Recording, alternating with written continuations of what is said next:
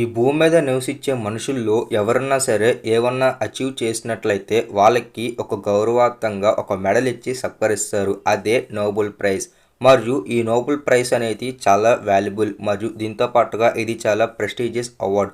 మరియు ఈ Nobel prize గురించి ఈరోజు వీడియోలో మనం తెలుసుకుందాం. ఆల్ఫ్రెడ్ నోబెల్ ప్రైజ్కి ఈయనే ముఖ్య మనిషి మరియు ఈయన ఒక కెమిస్ట్ మరియు దీంతో పాటుగా ఈయన ఎన్నో రకాలైన ఇన్వెన్షన్స్ చేశాడు. దీంతో పాటుగా ఈయనకి 355 పేటెంట్ రైట్స్ అనేవి వచ్చాయి మరియు దీని కారణంగా ఇతని పేటెంట్స్ వాడుకొని చాలామంది బిజినెస్ చేయటం అయితే జరిగింది. ఆల్ఫ్రెడ్ నోబెల్ కెమిస్ట్లో బుల్లెట్స్ తయారు చేయటం, బాంబులు తయారు చేయటం మరియు దీంతో పాటుగా మిలిటరీకి కావాల్సిన ఎన్నో రకాలమైన ఎక్విప్మెంట్ తయారు చేశారు. దీంతో పాటుగా టైర్స్, లెదర్, సింథటిక్ రబ్బర్ మరియు మిగిలిన వాటిల్లో ఇన్వెన్షన్స్ అనేవి ఈయన చేసి ఎక్కువగా పేటెంట్స్ అనేవి సంపాదించి అవి కంపెనీస్కి ఇవ్వటం వల్ల ఆయనకి షేర్స్ అనేవి ఇచ్చేవాళ్ళు. ఇలాగా ఆల్ఫ్రెడ్ నోబెల్ ఒక పెద్ద బిజినెస్ మ్యాన్గా మారటం అయితే జరిగింది. దాదాపు 180 crores పైన ఈయన సంపాదించాడు. ఈయన కనిపెట్టిన ఒక ఇన్వెన్షన్లో డైనమైట్. ఇది ఎక్కువగా కన్స్ట్రక్షన్ ఫీల్డ్లో వాడటం అయితే జరుగుతుంది. ఈరోజు కూడా డైనమైట్ అనేది అందరూ ఎక్కువగా వాడటానికి దాని వెనక చేసిన ఎక్స్పెరిమెంట్ ఎవరంటే నోబెల్. ఈయన కనిపెట్టిన ఎక్స్పెరిమెంట్స్ అన్నీ మనుషులు చంపటానికి వాడుతున్నారు కాబట్టి ఈయన ఎంతగానో బాధపడ్డాడు. మరియు మిలిటరీ ఆపరేషన్స్ వల్ల ఎంతోమంది చనిపోతున్నారు అని చెప్పేసి ఒకరోజు ఒక ఆర్టికల్ అనేది న్యూస్ పేపర్ ప్రచురించింది. అది 1888. ఆల్ఫ్రెడ్ నోబెల్ ఇంకా బతికే ఉన్నా సరే కూడా ఆయన చేసిన ఇన్వెన్షన్స్ వల్ల చాలామంది చచ్చిపోతున్నారు కాబట్టి ఆయన బతికున్నా కానీ కూడా చచ్చినట్లే అని చెప్పేసి దానిలో ఆ హెడ్లైన్స్ అనేది వేయటం అయితే జరిగింది. దీంతో అప్పుడు ఆల్ఫ్రెడ్ నోబెల్ నిజంగానే చనిపోయాడు కాబట్టి అతనికి చాలా బాధ వేసింది. ఇలా అయితే ఫ్యూచర్లో నన్ను అందరూ ఒక ఫెయిల్యూర్గా చూస్తారు మరియు కాబట్టి నేను ఏమన్నా చేయాలి అని చెప్పేసి కెమిస్ట్రీ, ఫిజిక్స్ మరియు వీటిల్లో రంగాల్లో ఎవరన్నా సరే కూడా అచీవ్ చేసినట్లయితే వాళ్ళకి ఈ నోబెల్ ప్రైజ్ అనేది ఇవ్వాలి అని చెప్పేసి ఆయన చివరాఖరికి ఒక విల్ అనేది రాయించుకోవటం అయితే జరిగింది. కాబట్టి ఈ ఆర్గనైజేషన్ అనేది ఆయన చనిపోయిన దాని తర్వాత మొదలైంది. దీంతో పాటుగా చాలా గవర్నమెంట్స్ కూడా ఈ ఆర్గనైజేషన్స్కి పర్మిషన్ ఇచ్చింది.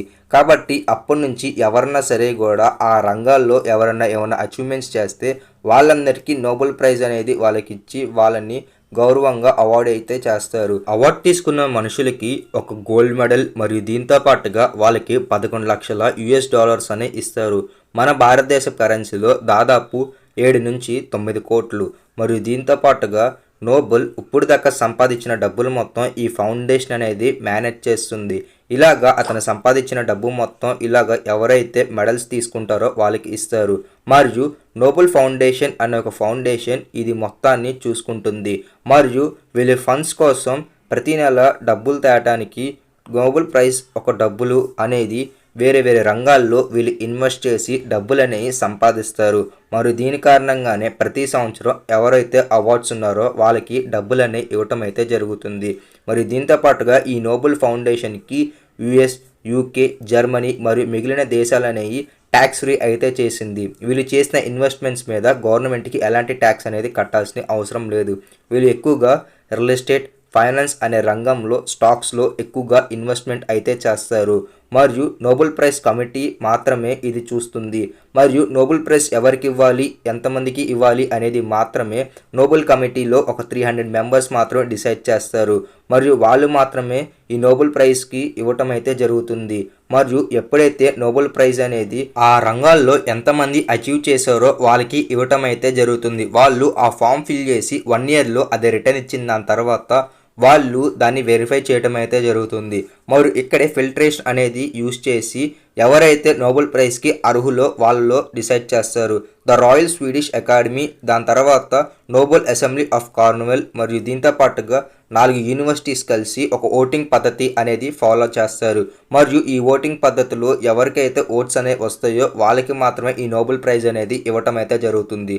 కొన్నిసార్లు ఒక అవార్డుకి 3 లేదా 4 కూడా ఉంటారు మరియు వాళ్ళకు కూడా ఈ నోబెల్ ప్రైజ్ అనేది ఇవ్వటం అయితే జరుగుతుంది.